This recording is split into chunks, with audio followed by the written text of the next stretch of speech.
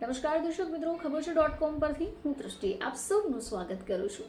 હાલમાં જ ઉનાળાની સાથે સાથે મેંગો એટલે કેરીની સિઝન પણ શરૂ થઈ ગઈ છે. હવે આ સિઝનમાં કેરી કોને ન ભાવે? તો ઘણા બધા લોકો કેરીમાંથી ઘણી બધી વાનગીઓ બનાવીને ખાશે પણ ખરા.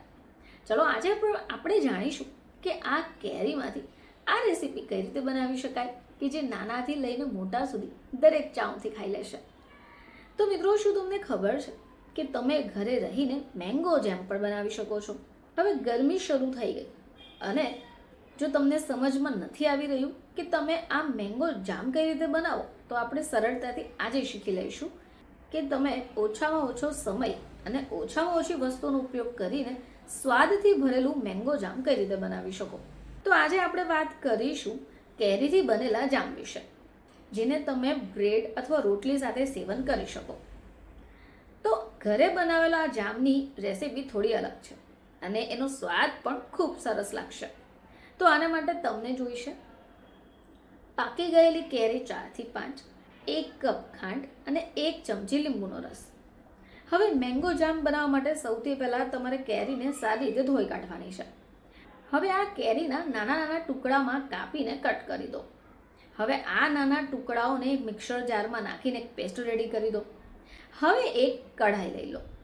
એ કઢાઈને તમારે ધીમા ગેસ ઉપર ગરમ કરવા દેવાની છે. હવે આ ગરમ થઈ જાય એટલે આપણે જે પેસ્ટ રેડી કરી છે એને અંદર એડ કરો અને ધીમા ગેસે એને હલાવતા રહો. તમારે ધ્યાન રાખવું પડશે કે કઢાઈનું જે બેઝ હોય એ થોડું મોટું હોય. જો એ પતલું હશે તો આપણે જે કેરીની પેસ્ટ નાખી છે એ બળી જશે. લગભગ 2 થી 3 મિનિટ સુધી એને શેકાવા દો. હવે એમાં ખાંડ એડ કરી દો અને મિશ્રણને હલાવતા રહો. આ મિશ્રણનો રંગ બદલવા લાગે અને બદલવાનું શરૂ થાય અથવા તો ધીમે ધીમે મિશ્રણ થોડું ગાઢું થઈ જાય એની રાહ જુઓ. એકવાર મિશ્રણ ગાઢું થઈ જાય એટલે એમાં લીંબુનો રસ એડ કરી દો. આ મેંગો જામ બનાવવા માટે એની કન્સિસ્ટન્સીનો ખ્યાલ રાખવો ખૂબ જરૂરી છે.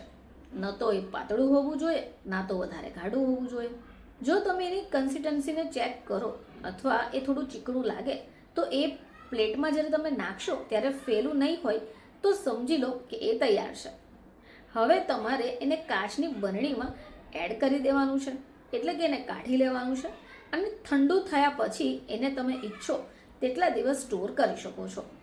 દર્શક મિત્રો, જો તમે ઈચ્છો તો તમે ઘરે રહીને આટલી સરળતાથી આ મેંગોમાંથી બનેલું જામ એટલે કે કેરીમાંથી બનેલું જામ રેડી કરી શકો. ફરીથી તમારી સમક્ષ હાજર થઈશું. ત્યાં સુધી જોતા રહેજો ખબર છે .com.